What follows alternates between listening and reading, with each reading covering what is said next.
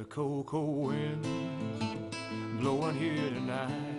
A chill in the air, honey, something ain't right. I see the writing on the wall, and I hear the bell toll.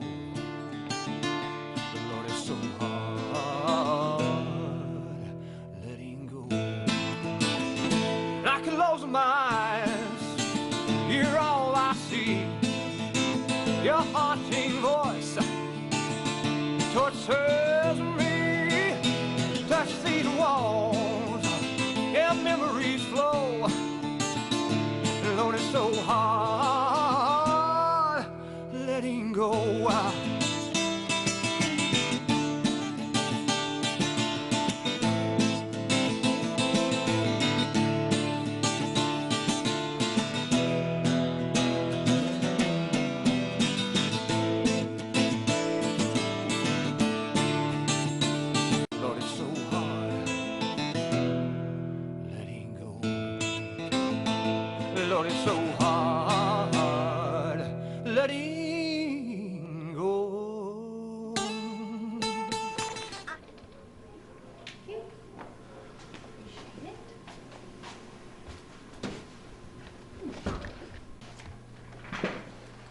May I help you? Alex, I've got this.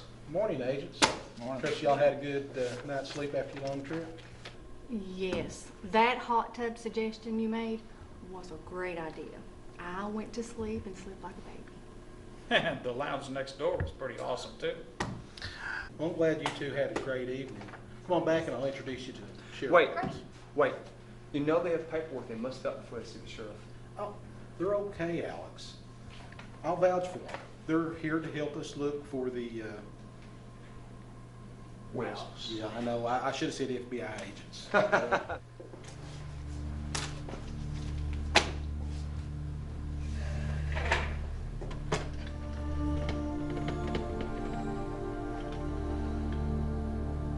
Hello, sir. Yes. Yes, the FBI agents are here. I will do my best to keep an eye out for you. Okay. Sheriff, the FBI agents are here. This is Special Agents Matthew Richards, Agents Mae Lewis. Just call me Matt, sir. You could just call me Lewis. All right, Matt, Lewis, you just call me Sheriff. Everything will be just fine. Deputy, I'll take him here. You just go on back to your duties. Sure thing. Okay, Sheriff. What can you tell us about the missing victims? And let's try to start with Mr. Wells. Adam Wells, he's from here. His job relocated in West Virginia. A few months ago, they came back here, him and his daughter. His wife passed away. He works as a mechanical engineer. It's just the two of them. Sheriff, do you know if he had any enemies or any disagreements with anybody in town? No, he's well liked around here. Fit right in like he never left the community. He volunteers with the Humane Society, Wags or Whiskers. My wife, she's president of it. Wow, that must be hard for a single father raising a teenage daughter without a mother. Do you happen to know how his wife died? No, I never got that personal with him. Never did come up in conversation. Wow, I can see why he would want to start a new life somewhere else. What do you know of his daughter, Jenny? Jenny, she's a good kid. She made friends quick with the locals. Her friend Carley, she's the one who came to her office reporting her missing. Mark? Yes, sir. When you say she was coming over here this morning? She was supposed to be here before school started this morning, about 45 minutes ago. Maybe she wanted to sign in first class first. I'll call the school and see what they say. Great, thanks. Yes, sir. Director Barnes was telling us about maybe some mysteries here in the town. Can you enlighten us on anything that you know about?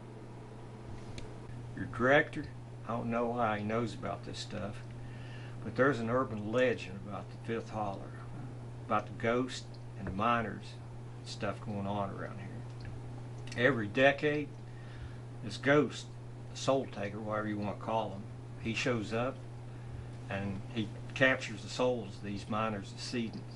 No one knows why, But anytime someone goes missing, they blame it on a damn mine shaft.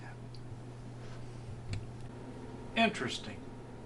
Does any of these people ever show back up? Yeah, some of them do. Some are found on Facebook. Some of them run away from here, join the carnival, French Foreign Legion, or some kind of crap. I don't know. They come back later, though. Some fall off the cliffs and the ravines. They die from injuries from exposure. Others, we just don't know about. If I recall, a few years ago, didn't a prisoner escape from prison down here and live in the mountains for a few years before he was recaptured? Yeah, that's true. One could live in the hills for an eternity out there. You know, he just made a mistake of running across some wildlife rangers that are out in the area searching. Yeah, this is Deputy Mark at the Sheriff's Office. I'd like to speak with one of your students, please. Carley Monroe. She was supposed to meet with me at the office this morning on her way to school. She hasn't showed up at school yet? No, she's not in trouble, but when she does... What's wrong, Miss Monroe? Please send... My baby's missing. Well, calm down. Tell us about it. Where's the sheriff? He needs to get out there and find my Carley. Bill, it's okay. What's going on? Deputy Mark, go ahead and drink your coffee. Whatever else you're doing, I'll handle this, okay? Well, I can see you've got it under Well, I got it. control. I got it. All right, there's paperwork that must be filled out before you can see the sheriff. Alex is right. Oh, I should cut this. You know what you can do if your paperwork. Come We're on, going to Now, see Bill, the hey, sheriff. Bill, Daddy, listen, We gotta stop. see the sheriff. Bill, you're not going to do it. Listen. I'm going, leave me alone, leave me alone. I'm paying your salary, I'm going. Come on. Sheriff, Carley's missing. Carley's missing. My baby didn't even sleep in her bed last night. Sheriff, they're insisting to see you. Mark, what the hell's going on here? Sheriff, I called the school this morning. They said Carley never came in. Her parents come in, they're upset. They said she didn't come home last night, and you can see they're upset. Thank you, Deputy. Mark, why don't you just go over to the school, check out the lockers, ask any of their friends if they've seen Jenny or Carley. Alex, leave the paperwork right here. Go back to the front desk. I'll take care of the necessary details. Yes, sir. Yes, sir. Miss Monroe, would you like to have my seat? Come sit down. I'll just stand back here, okay? It's all right to talk to these FBI agents. They're here to talk about Adam and Jenny are missing. Mr. and Mrs. Monroe, I'm Agent Richards, and this is Agent Lewis with the FBI. Hello. We're here covering another case, but we would love to hear about the possibility of listening to your case about your daughter missing. Carley said something to me about that last night at dinner. Sheriff, what's happening to this town? There's people missing here. Miss Monroe, I promise you, we will do everything that we can to find Carley, okay? But we're going to need your help too, okay? We can't do this without you. Have you contacted any of her friends or anybody? Well, Carley she's a shy girl. She just mostly stayed around her cousins, you know, Susie and Monica. And then there's Jenny.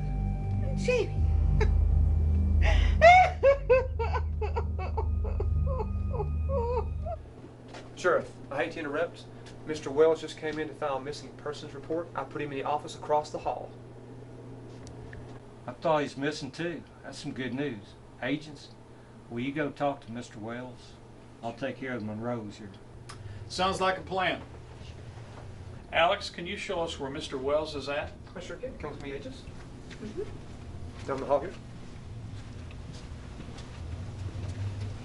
Mr. Wells, I'm Agent Richards, and this is Agent Lewis with the FBI. We've been understanding you've been missing lately and talking to people. And could you please tell us maybe your whereabouts for the last 48 hours? And you didn't take your daughter with you to do this? I go up there every other weekend. Jenny knows that. I gave her a call and asked her to come by and say goodbye. I mean, it wasn't going to take long. Besides, what? Have you ever spent a weekend with a pouty teenager? I can understand the pouting teenagers. I've got 5 of those myself. But let me ask you a question. Why did you move back to Raylan from West Virginia? To make a long story short, I'm from around here.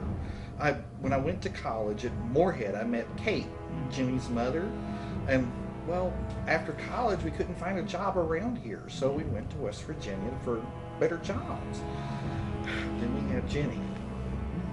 Mr. Wells, what made you think that Jenny was missing if you left her regularly at home on the weekends, and after 48 hours of her gone missing, another 24 hours passes and one of her other friends goes missing, and here you show up to report her missing? Whoa! Wait, are you considering me a suspect here? Look, Jenny calls me every night, but the house in West Virginia, the cell phone signal isn't always consistent. I didn't even think about it until I got home here today. Yes, you are a suspect. And since you've returned, we've had 2 girls that have been missing. So what makes you think that something may not have happened to Jenny? I would never do anything to hurt my Jenny or her friends. I got home, the front door was unlocked. There was like a gallon of milk just splattered all over the kitchen floor, cereal everywhere, and Jenny's phone was laying in the middle of the living room floor. What else was I supposed to think? Mr. Wells, you do understand that we have to ask you these questions to rule you out as a suspect.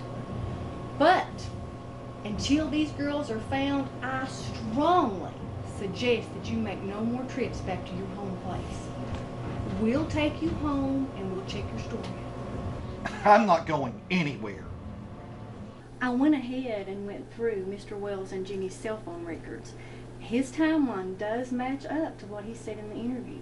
He went ahead voluntarily and gave us her laptop.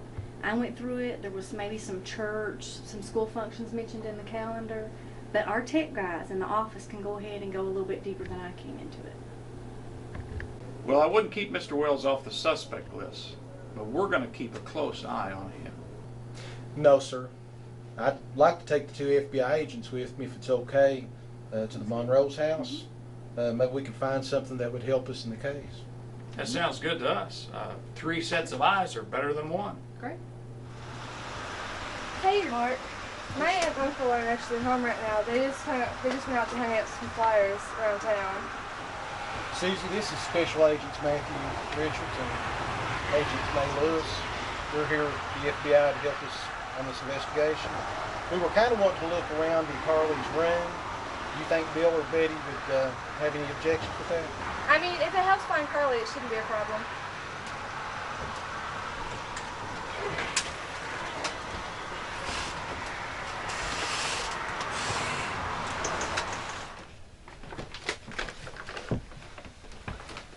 Susie, does Carley have anything like an iPad, a computer, a cell phone, or possibly a diary or something like that we might be able to get some additional information?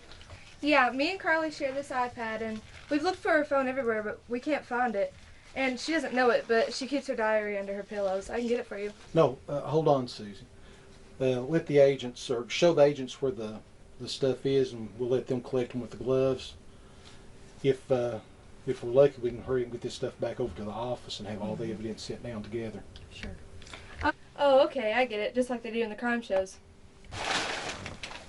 Ah, yes. Here it is. Looks like there's some notes in it too. I think we can take this back to the office. We'll bag it, take it back there and check it out. I'll call Alex at the office.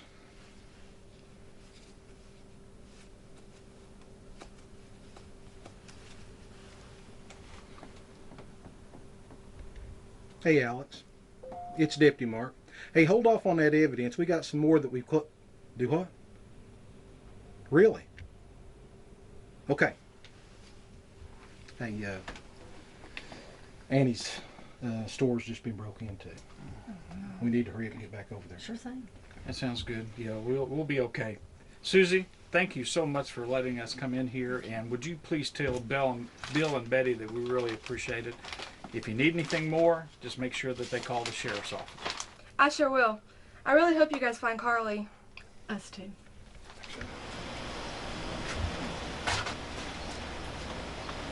Annie!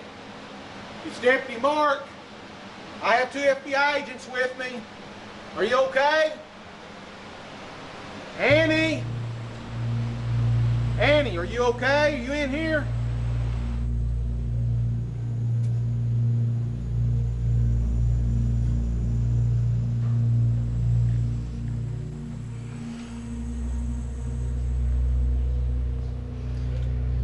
It's happening again, ain't it? Yeah, Shan. I'm afraid that it is, you know, but we have never had 2 girls going missing at the same time, so close together. I know. What do you think we should do this time? Same as we always have done in the past. Just be ready. I just really feel like you betrayed me. I mean, I trusted you and I told you this, and that really upset me. I just don't know anymore. Honestly, I didn't tell them everything about Annie and the Soul Taker. Just enough that Eric and I could pull a prank. It was a good prank. You should have seen everyone's faces. You're still not getting my point.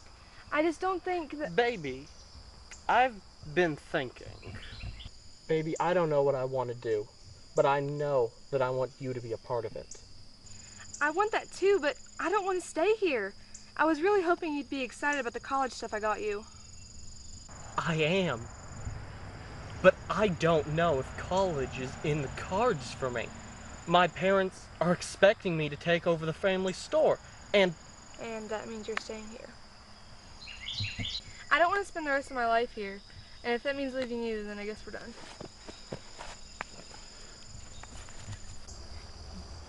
Babe, I know it's not ideal, but you know, maybe if I work there at my parents' store for a couple of years and save up money, I can go to community college, and we can make it work. Baby, are you okay? That's Carley's phone. Ah! Susie! Susie! What in the...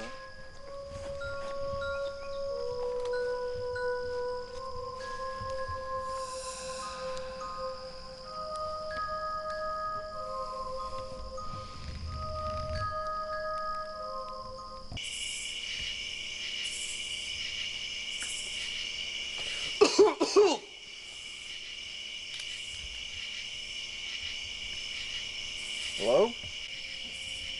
Hey, you alright? I think I got hit by a truck. Carley, what the hell you doing out here? I was on a date with Susie till she dumped me, left me here, and I got the crap beat out of me. I've never been dumped like that. Who did this? Susie found Carley's phone and a human skull. It freaked her out because she screamed and ran off. I see that happening. When I reached down to pick up Carley's phone, I got jumped from behind. I think I got a couple of good shots in, but he got the better of me. I'd say Annie's house ain't too far from here. We can get you over there, get you all fixed up. Come on.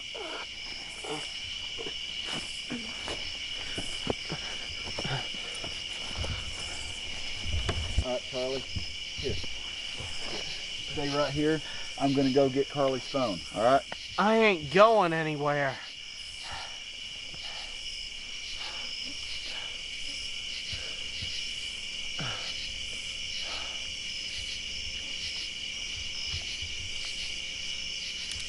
All right, whoever you are, I better not catch you around here hurting anybody else.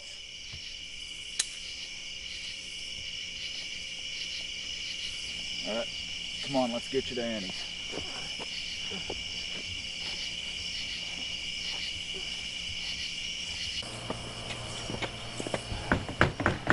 Annie! Hey Annie, you got company, open up.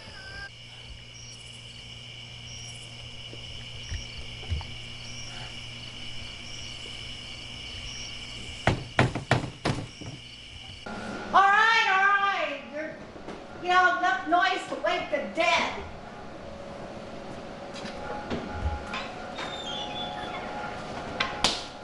What's going on here? Shane, what are you doing banging on my door this time of the night? Look who I found out by the hall. Charlie, you look awful. Shane, take him up to the kitchen, set him down. Let me go put on some different clothes. Okay? All right. I'll be right there. To the kitchen.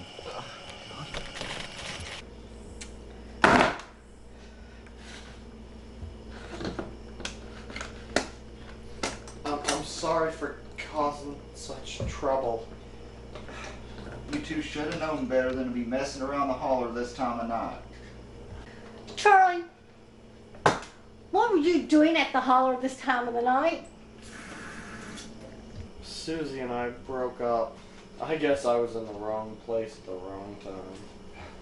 He-in and she-in. Those kids in that holler, you think they'd know better. That, the same thing we thought as teenagers. Dull ghost story.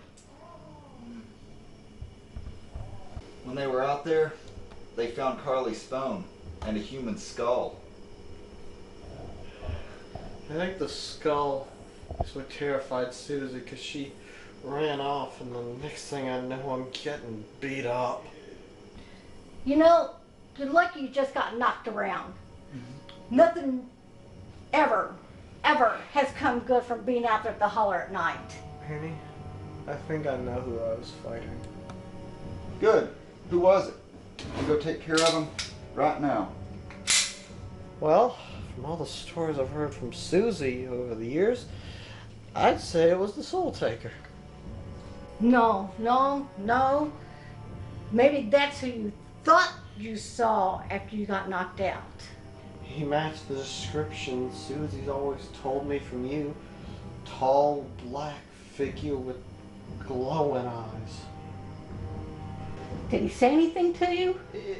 It's a little bit fuzzy, but he mentioned something about everyone needing to be ready and how the order wouldn't be pushed out and how sacrifices need to be made. Well, let me finish getting you all fixed up, and then we'll call your parents and let them know where you're at. Why? There's no one at home to miss me. Mom's out visiting her sister, and the second the store closes, Dad's either drunk or he's passed out. You might as well just call Pastor Stone. He's been more of a father to me than my real dad ever was. Annie, I'll call Pastor Stone while you finish fixing him up. All right. Now, Charlie, when I get done with you, I'll fix you someplace to sleep for the night, and you can just stay here. Thanks a lot, Annie. I appreciate it. You're welcome.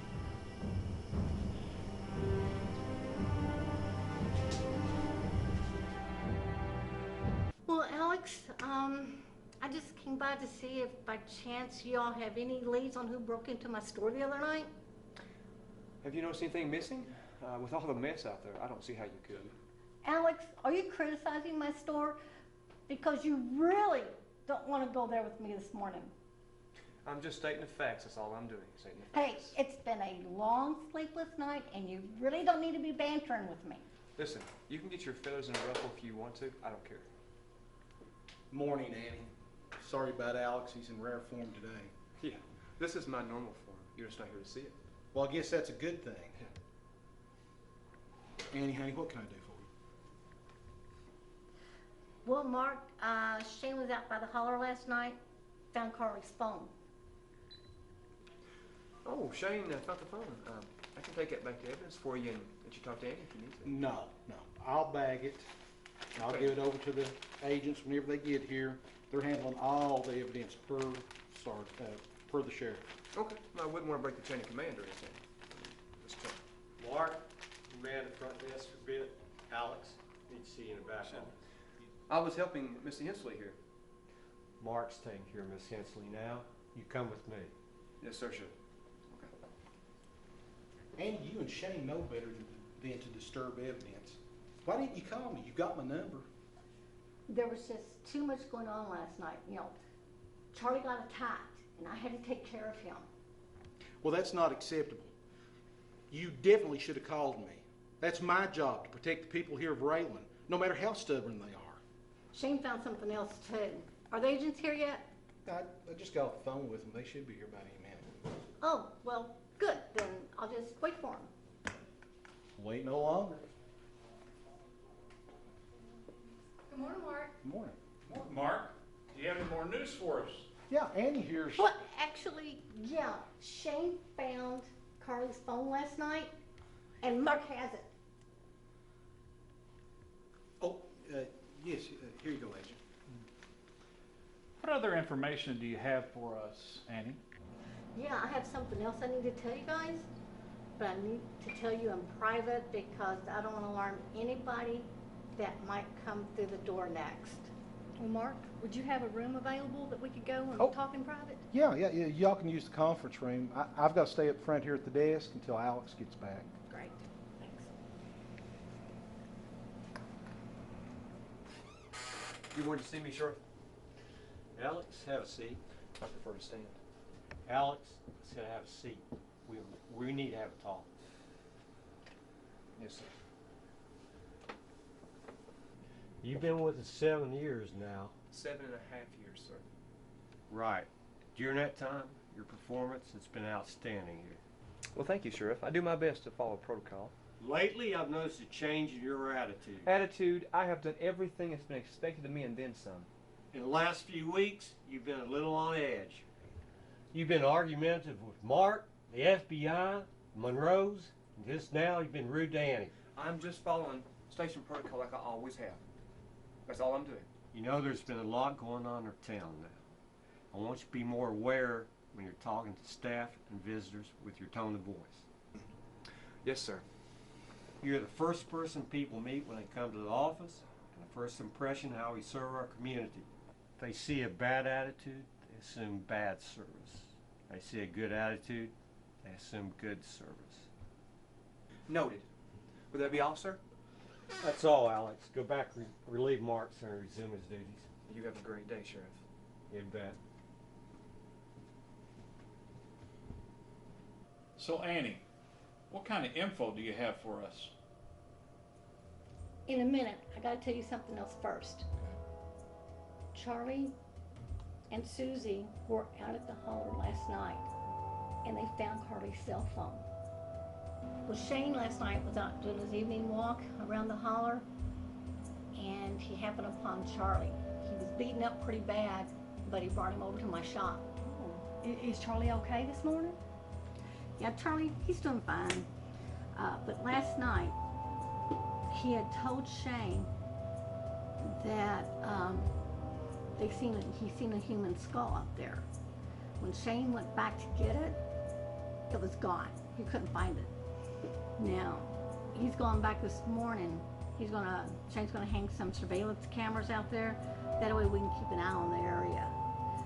Now, what Charlie told us last night was that he was jumped by a man all dressed in black and wearing a mask. Annie, have you told anybody about this? No, just you two. Well, did Charlie say that he remembered anything at all? Now, all Charlie said that he remembers is that this person was telling him something about giving a message to everybody to be ready. And he mentioned something about the order will not be pushed out this time. He also mentioned something about having to save the world. Is Charlie planning on reporting what happened to him? Do you know? No, Charlie doesn't trust anyone here. That's why I'm telling you all this info.